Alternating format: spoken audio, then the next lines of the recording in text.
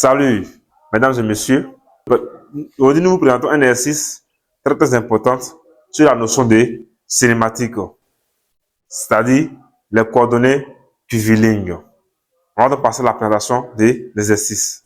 Un mobile M, supposé ponctuel, se déplace avec une vitesse constante V qui est égale à 5 mètres par seconde sur un cercle de centre O et de rayon R qui fait 2 mètres ici. La question 1. 1A. Quelle est la nature du mouvement du mobile? Justifié. 1B. Déterminer la vitesse angulaire oméga du mouvement du mobile. 1C. Déduire la période et la fréquence N du mouvement. En deuxième partie, on dit l'abscisse angulaire du mobile lorsqu'il passe par le point C pour la première fois est égal, θ égale à 4 radians. A étant l'origine des espaces curvilignes. A. Calculer l'abscisse en curviligne du point C. En B.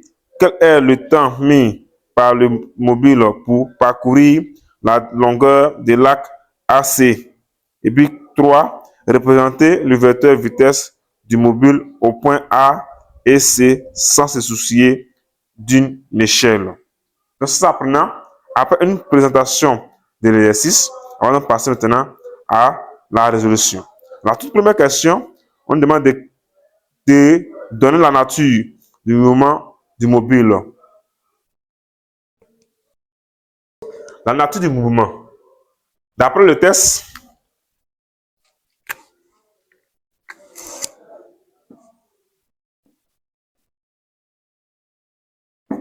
la vitesse est constante et la trajectoire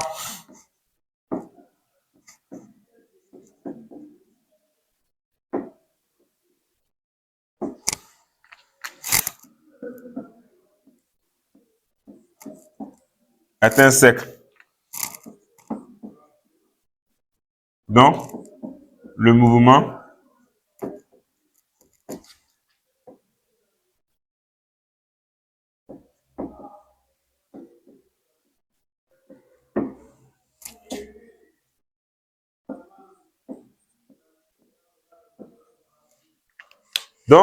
est circulaire uniforme.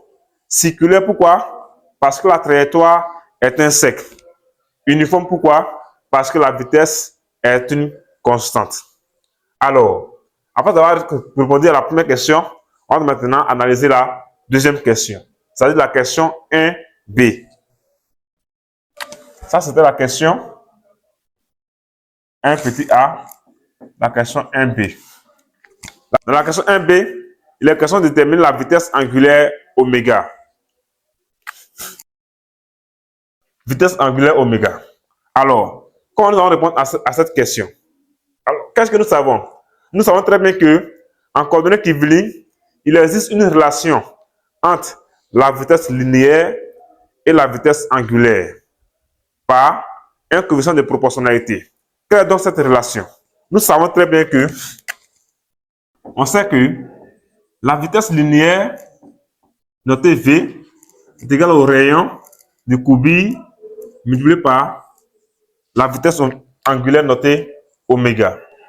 Alors, connaissant la vitesse et le rayon, on peut donc calculer tout simplement la vitesse angulaire. Ça veut dire que oméga, lorsqu'il dit oméga dans cette relation, ça fait la vitesse linéaire divisée par le rayon.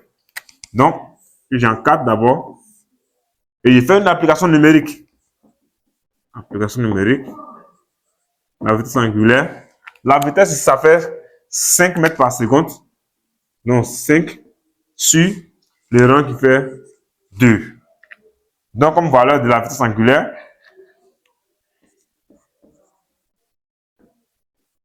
oméga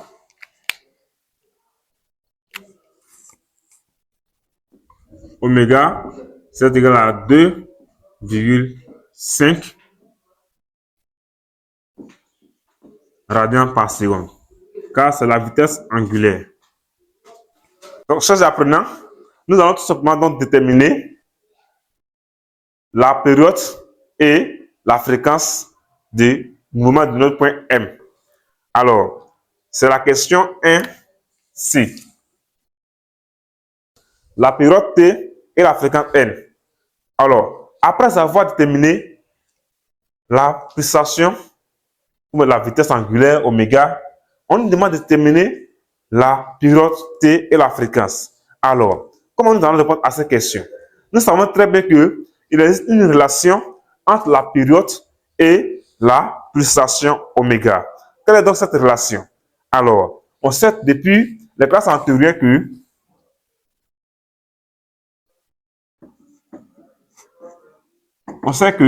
la relation qui lie la période et la pulsation oméga ou la vitesse angulaire, c'est cette relation.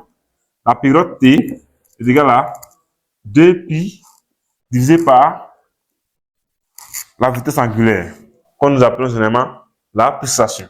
Alors, dans cette relation, comme j'ai maintenant la pulsation oméga ou la vitesse angulaire oméga, je vais tout simplement faire une application numérique ici. J'aurai ici 2pi divisé par 2,5. 2,5 qui fait ici la pulsation. Donc, comme le résultat ici, ça fait ici 4pi sur 5. Alors, la période T donne ici 4pi sur 5 secondes. Car la période, c'est seulement secondes. Donc, voici la période. Alors, après avoir déterminé la période, je vais tout simplement déterminer la fréquence. Qu'est-ce que je sais? Je sais aussi qu'il y a une relation qui lie la période et puis la fréquence. Or, par définition, la fréquence et la période sont inverses l'un de l'autre. Donc, la fréquence est égale à l'inverse de la période. En remplaçant la période, j'aurai ici quoi? Le n qui sera égal à quoi?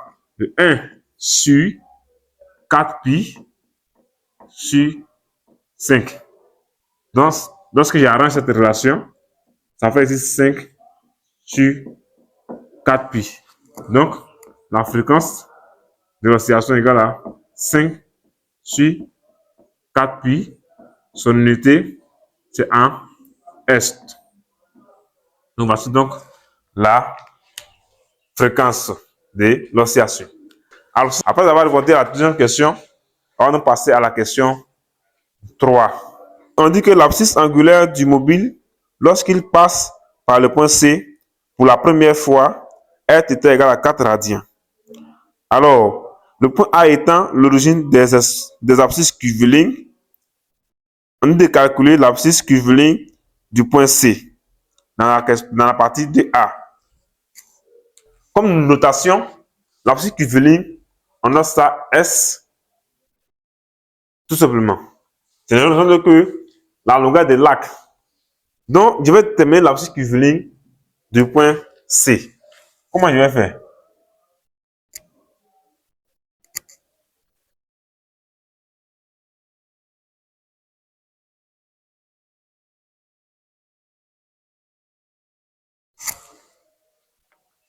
Alors, je vais déterminer l'abscisse curviligne du point C.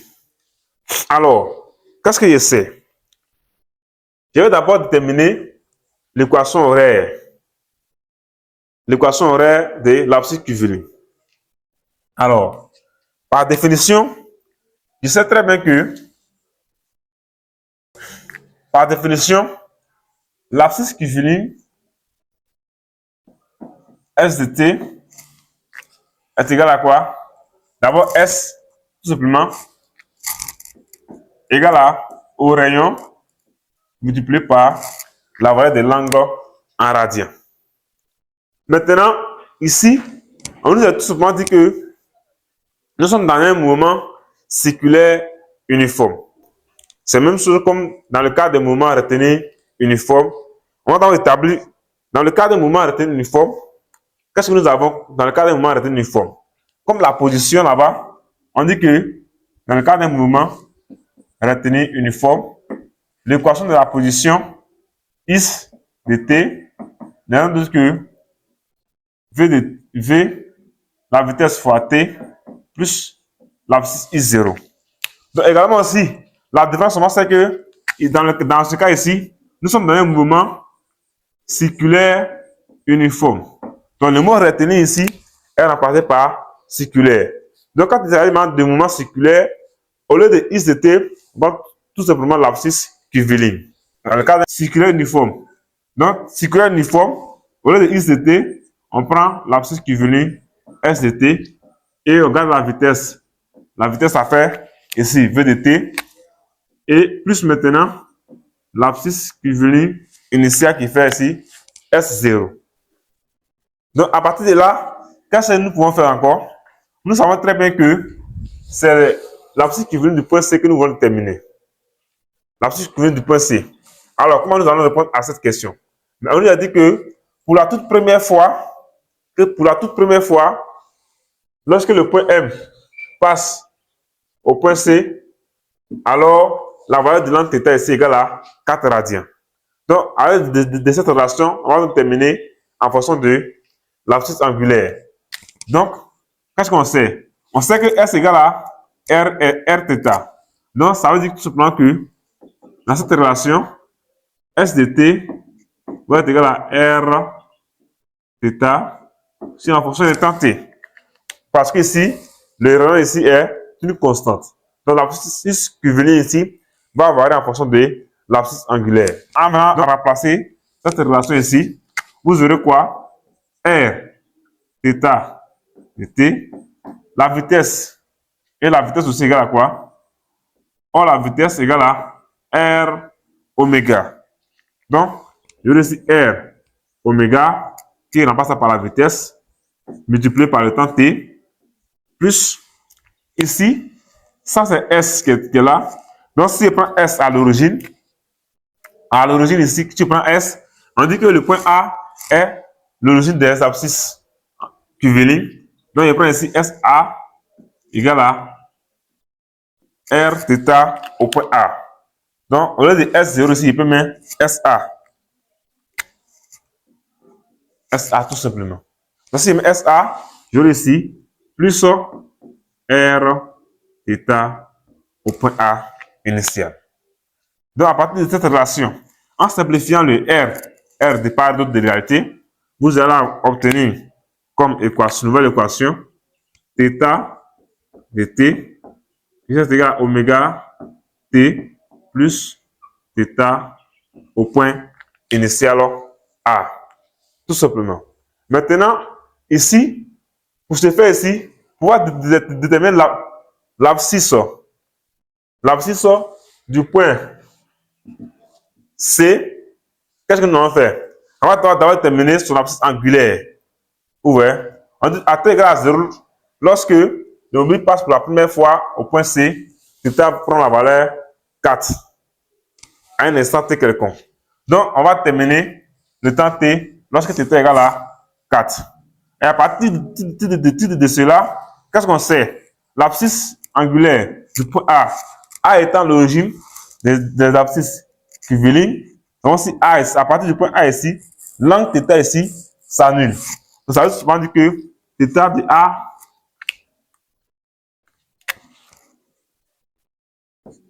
à t égale à 0. Nous avons ici θ de t égale à 0, qui fait ici θ au point A. Or ici, au point A ici, à partir du point A, le balayeur n'avait pas encore fait lieu. Vous pouvez très bien le sens du mouvement. À partir du point A ici, l'angle θ égale à 0. Donc, il fait ici 0. Donc, si l'angle θ fait 0, θ au point A fait 0, on vient souvent reprendre cette expression de θ en fonction de temps t. Donc, l'expression de θ en fonction de temps t sera donc θ de t va se résumer à oméga t. Donc, voici l'expression de l'abscisse angulaire. Vous voyez? Maintenant, on dit que lorsque le mobile passe pour la première fois au point C, alors θ prend la valeur 4. Donc, à t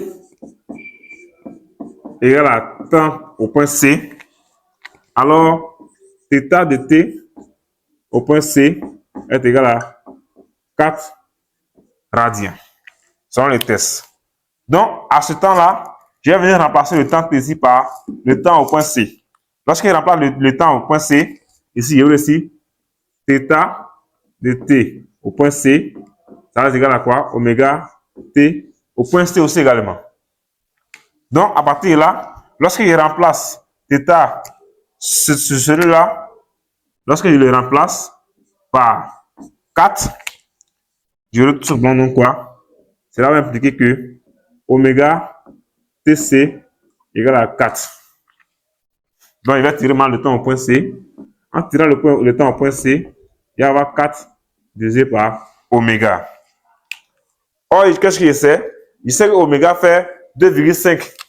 Donc, ça fait ici 4 divisé par 2,5. 4 divisé par 2,5, nous allons calculer ça à l'aide d'une calculatrice scientifique.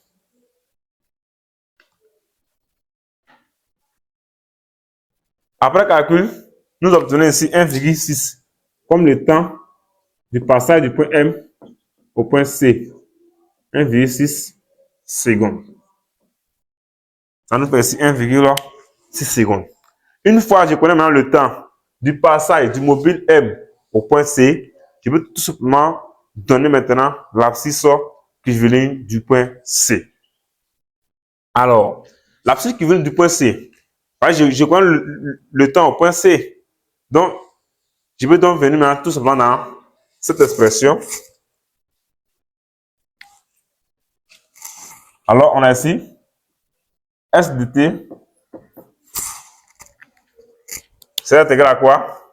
Alors, S de t, ça fait ici V de t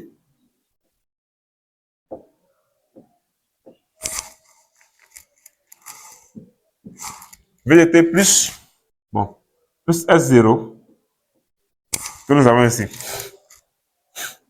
Vous voyez? Alors, au point C, S de t au point C, ça fait ici la vitesse fois le temps au point C. K S0 égale à R fois θ au point A vers 0. Donc, à partir de là, ça c'est l'abscisse maintenant qui est venue du point C. Donc, l'abscisse qui est venue du point C, notez S, indice C ici, c'est égal à quoi? À la vitesse V fois le temps au point C. Comme application numérique, on aurait ici la vitesse, ça fait 5 mètres par seconde selon le test, multiplié par le temps au point C qui fait 1,6 secondes. Donc, l'abscisse curviligne du point C devient quoi? 5 fois 1,6. Donc, à l'aide d'une calculatrice scientifique, nous obtenons ici, comme abscisse curviligne, 8. Tout simplement. Donc, l'abscisse curviligne du M ici, ça devient ici 8 mètres. Voilà. Ça devient ici 8 mètres. Si nous pouvons nous permettre, 8 mètres tout simplement. Mais bien avant de passer à la question suivante, on peut aussi obtenir ce résultat par deux méthodes différentes. Ça, c'est la première méthode. Dans la deuxième méthode, je pourrais tout simplement garder cette équation. C'est-à-dire quoi?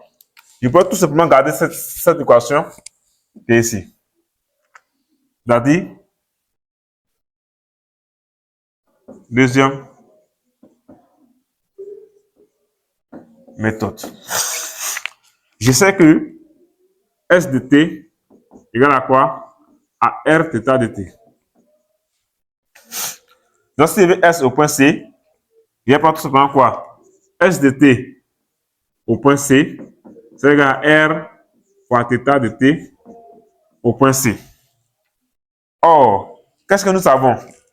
Θ de t au point C, S de t au point C, c'est que l'abscisse curviligne du point C égale à R, θ de t au point C, ça fait ici θ, donc le temps nous a dit que ça fait 4. Donc ici quoi? Comme application numérique, ça fait ici R, donc ça fait 2, multiplié par θ qui fait 4 avec θ égale à 4 au point C. Donc, tout simplement, on aura ici SC qui est égal à 8 mètres tout simplement. Donc, il existe aussi deux méthodes. Soit on applique ça, ou soit on vient appliquer cette expression en fonction de la vitesse linéaire. Donc, sous apprenant, on va passer maintenant à la question suivante. Dans la toute dernière question, de représenter sur la figure la vitesse au point A et au point C, sans se soucier d'aucune échelle. Donc, tout simplement, avant de représenter la vitesse au point A et au point C, je vais d'abord savoir le sens du mouvement se fait dans quel sens. Alors, le sens du mouvement, c'est dans le sens trigonométrie. Donc, comme c'est dans le sens trigonométrie, alors la vitesse aussi, il faut savoir que la vitesse linéaire, c'est la tangente à la trajectoire. Donc, je vais tracer une tangente à la trajectoire à ce point-là, à partir du point A. Donc, le point d'application de la vitesse, c'est le point A. Une tangente ici. Voici donc la vitesse au point A. Sa direction doit être perpendiculaire au rayon du cercle passant par le point A. Donc, A, c'est la vitesse au point A. Et puis la vitesse au point C, aussi le rayon aussi doit être perpendiculaire à ça. Donc, c'est la tangente aussi. Le point d'application, c'est le point C. La tangente à la trajectoire au point C. Donc, la vitesse au point C va être dans sa représentation. Les deux vitesses sont perpendiculaires au rayon passant par ces deux points. Donc, ces apprenants, voici donc l'exercice étant achevé. Si vous avez aimé la vidéo, n'oubliez pas de vous abonner afin de ne pas surtout rater notre prochaine vidéo.